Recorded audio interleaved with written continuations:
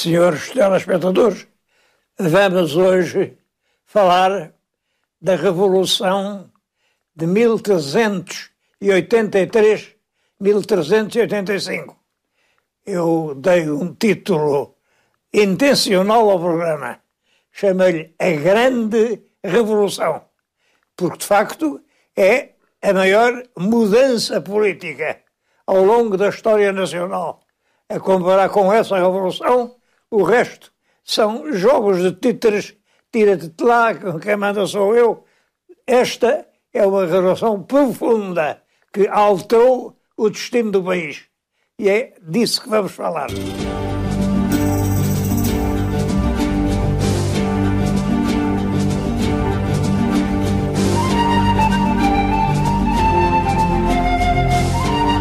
Dom Afonso Henriques, o fundador, apodera-se do governo do condado, apoiado nas milícias dos burgueses de Guimarães, contra as tropas feudais, lideradas pela mãe, Condessa Dona Teresa. Depois, no reinado seguinte, Dom Sancho I, é uma política inteiramente popular, concessão de muitos forais, proteção às classes trabalhadoras. A seguir vem Dom Afonso II, que todo o reinado dele é uma guerra contra os grandes que seguiam a causa das infantas, as infantas que se consideravam com direitos majestáticos aos castelos que tinham herdado, e há uma guerra que dura anos entre o rei e as tropas das infantas, apoiadas até por tropas que vêm de Leão. E essa guerra termina, enfim, com um acordo do Papa em que, sem sacrificar o proveito económico das infantas, se reconhece o direito majestático do rei àqueles castelos. A Dom Afonso II sucede-se Sancho II.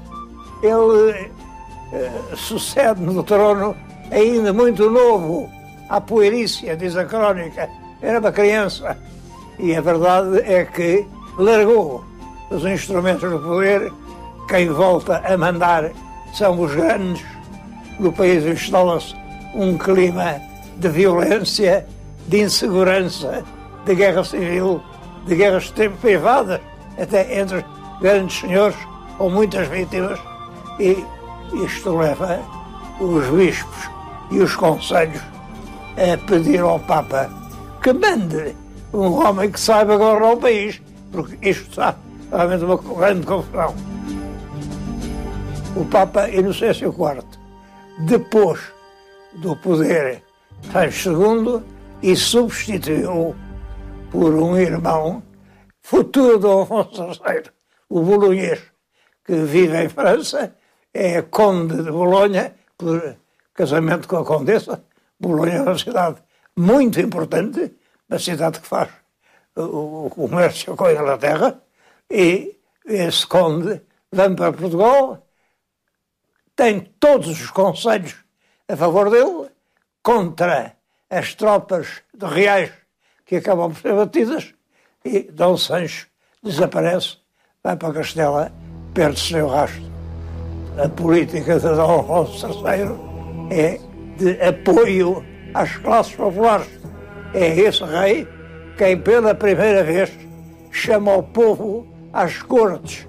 Toda a legislação de Dom Afonso III é do sentido de dar força ao povo e aos conselhos.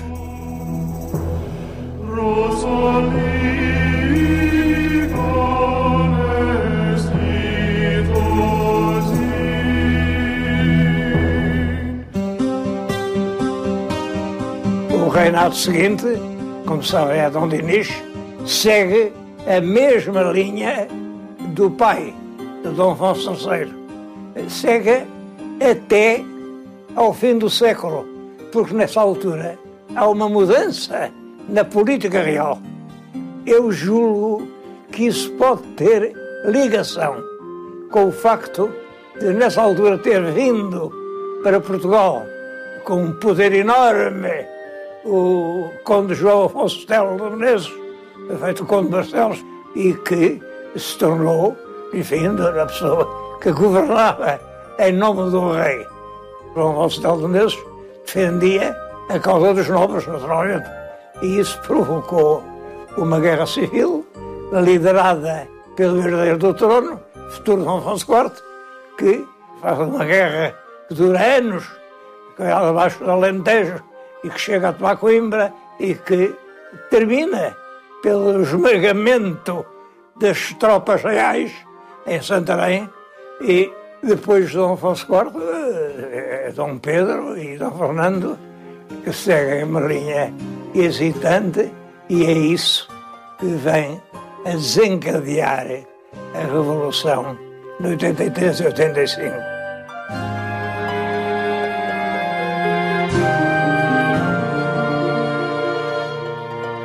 A crise nacional de 1383-85 é, assim, o ponto de chegada de uma tensão política interna entre grandes e pequenos que existe em Portugal desde a fundação da nacionalidade. Isto é muito importante porque é exatamente em 83 e 85 que os pequenos triunfam. A política nacional altera-se completamente com o reinado de Dom João I. E, enfim, pode-se dizer, nessa luta secular entre grandes e pequenos, a vitória pertenceu aos pequenos. E é assim que nasce este Estado democrático, municipal, popular, que ainda hoje somos. A crise é deflagrada pela morte do rei Dom Fernando. Ele, coitado, era de fracos, tuberculoso, e morreu nos finais do ano de 83. Morre o rei, quem é que deve herdar? As opiniões aí dividem-se muito. Para uns é a filha única, a Dona Beatriz, tem 11 anos, que é filha do rei, deve herdar. E o Dom Fernando, para garantir os direitos da filha, cometeu um erro enorme. Casou-a com o rei de Castela, para o rei de Castela lhe defender os direitos, no caso de serem postos em dúvida. Bom, mas isso foi um erro, porque realmente o povo pensava assim: então vamos ter uma rainha casada com o rei de Castela, o nosso pior adversário? Não. E uma grande parte da opinião dizia: vamos encontrar outra solução. Muita gente era pela rainha Leonor dos Teles, com o regente. Outros pensavam no infante Dom João, que era um filho do rei Dom Pedro e de Inês de Castro. Esse príncipe estava homiciado em Castela porque tinha cometido aqui um erro político, uma intriga medonha. Tinha ido a Coimbra, tinha assassinado a mulher para poder ser eu o regente, mas é claro, isso levou a rainha a dizer: é um assassino, matou a minha irmã, que é a Maria Teles, e o infante foi obrigado a fugir para Castela. Por isso, quando se dá a morte do rei, ele não está cá. Nesta confusão toda, há uma questão importante, que é que posição vai Portugal tomar na crise da Guerra dos 100 Anos, que está a dividir a Europa, pela Inglaterra ou pela França. Está em Portugal um hábil diplomata espanhol, conde João Fernandes Andeiro, que aqui é feito conde de Orém, e que já tinha sido o maquinador da Aliança Inglesa, mas agora está a pretender levar o país para uma ligação maior com a França. Eu penso que o caminho é esse.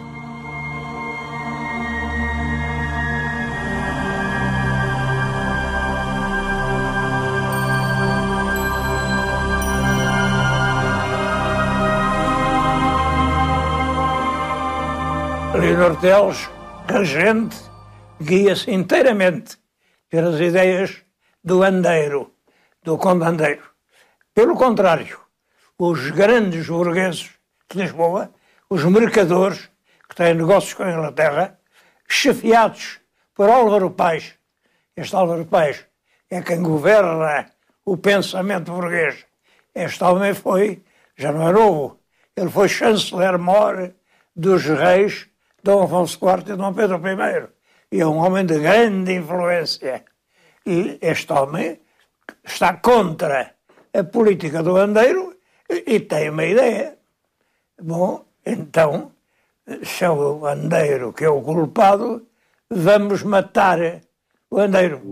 Desaparece esse conselheiro. Bom, e assim combinam.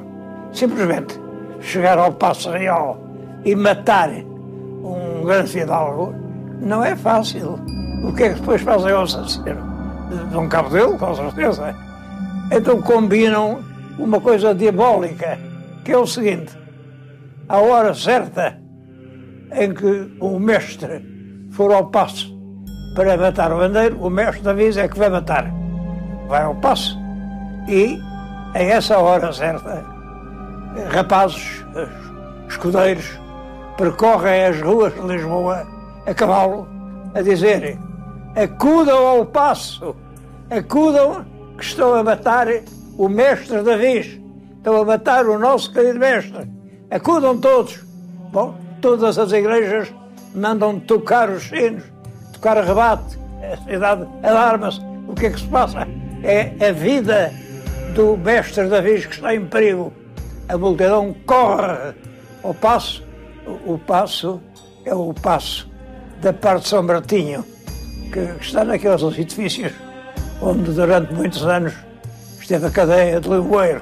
Juntam-se ali uma multidão de milhares de pessoas, vão arranjar madeira, móveis, fazem uma fogueira à porta e ameaçam queimar o palácio, quando o mestre Davis aparece a uma janela sorridente e bem disposto e disse: aquietai-vos, meus amigos, eu vivo e sou, graças a Deus.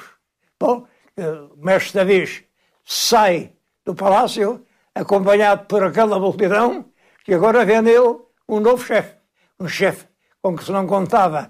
E vem atrás do cavalo, uns trazem-lhe as rédeas da besta, outros tocam-lhe nos vestidos, enfim, como se fosse uma coisa preciosa, e muitos dizem: tomemos este homem e alcemo-lo por rei. Ao mesmo tempo dá-se o drama da morte do bispo. Como eu disse, o povo tinha exigido que todas as igrejas tocassem a rebate, mas o bispo de Lisboa, que estava dentro do assunto, sabia muito bem que ninguém queria matar o mestre, portanto ia tocar os sinos, porquê? E não tocou. O povo, quando voltava do paço, quis saber porque é que a catedral foi fechada, entraram por uma janela, perseguiram o bispo, e o bispo fugiu por uma escada de caracol até à torre. A torre que está do lado direito, e acompanhado por algumas pessoas, a quem ele explicou: mas porquê é que eu havia tocar o sino, se tudo isto era uma combinação, enfim, não? Bom, mas cá embaixo a multidão dizia: vocês ou deitam já o bispo aí para baixo, ou a gente vai lá acima e deitam-se a vocês. E então os homens que estavam lá em cima a acompanhar o bispo, e que sabiam muito bem que o bispo estava inocente, deitaram-no da torre abaixo e ele, é claro, caiu, morreu. Estes episódios, a morte do Conde Andeiro e a morte do bispo de Lisboa, foram assumidos pela população como dois atos heroicos, feitos a revolucionários gloriosos. Bom, é assim que surge a ideia de fazer do mestre Davis rei de Portugal. Mas, evidentemente, há outras opiniões, e então há uns dias de hesitação em que a Câmara os cidadãos de Lisboa reúnem-se na Câmara para nomear o mestre Davis regedor e defensor do reino. Regedor quer dizer regente, enquanto não houver rei. Mas nessa reunião só estavam os pequenos, os grandes não foram lá. No dia seguinte, foste outra reunião, apareceu já a gente rica, a gente grande, mas não votavam, estavam calados. Estiveram assim tempos, até que se levanta lá do povo um homem, que é o Penedo, o Mário Santos Penedo, tira a espada e disse: meus caros senhores, vocês querem salvar as fortunas, mas deixam aqui as gargantas. Não vai sair ninguém daqui vivo enquanto não votar pelo mestre. Os burgueses preferiram salvar as gargantas e votaram por unanimidade que o mestre pudesse ser o regedor e defensor do reino. Com estes acontecimentos, a cidade alarma-se e querem assaltar as casas dos nobres. Os nobres fogem de Lisboa, vão para Alenquer e até dizem, quando se vê a cidade ao longe, a cidade malvada, mau fogo te queime, mau fogo te queime. Os louros, as pratas, as armas, as coisas boas, as joias, puseram em grandes arcas ou em grandes trouxas e esconderam onde puderam.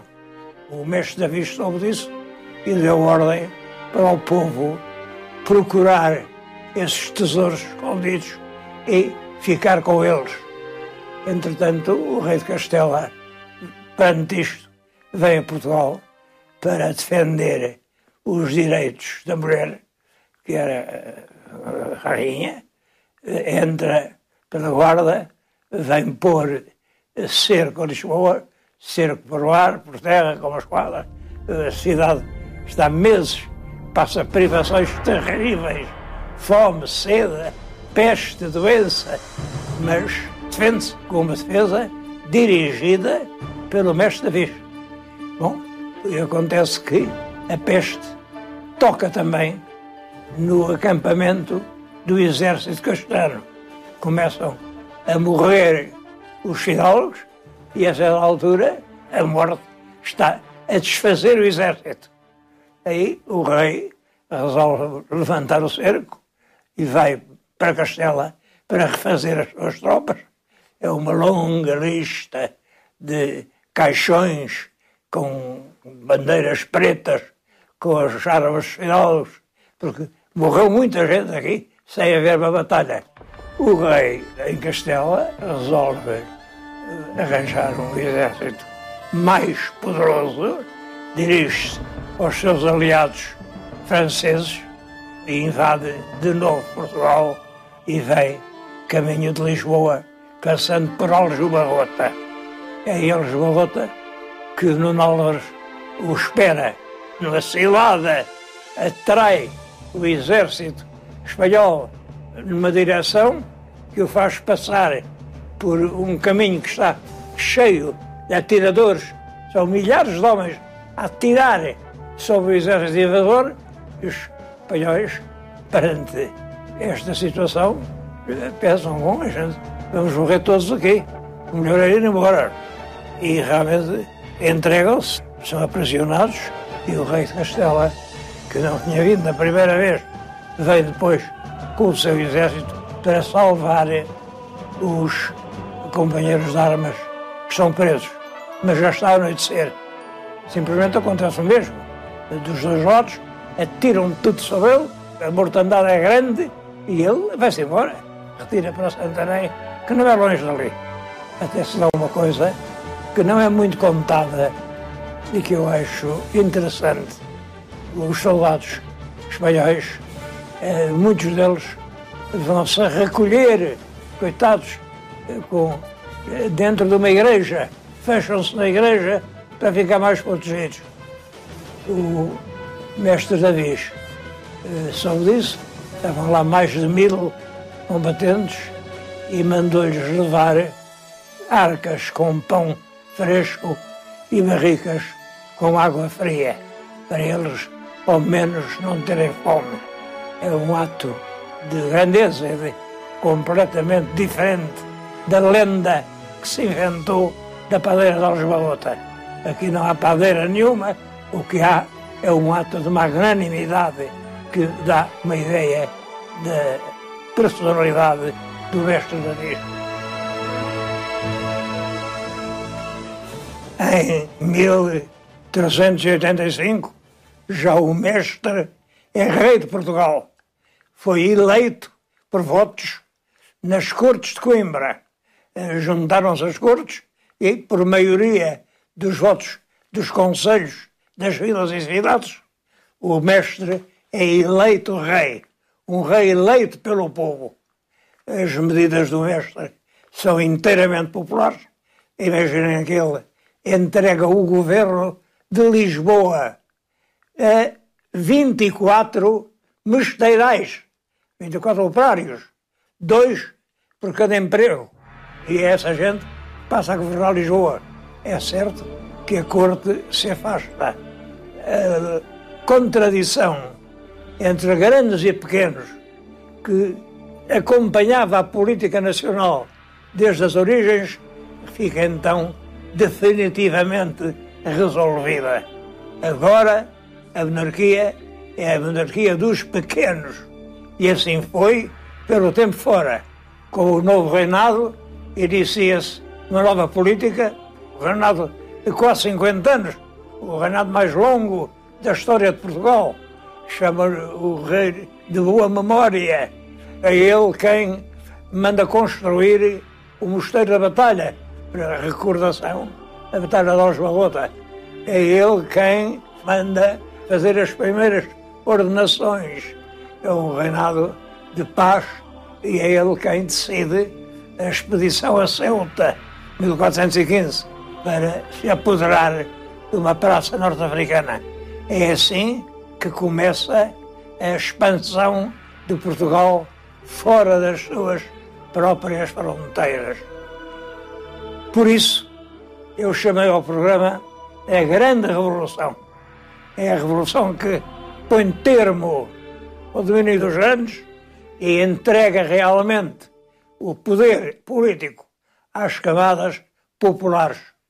Foi assim com a vitória do mestre David e assim continuou até ao presente. Deus seja louvado.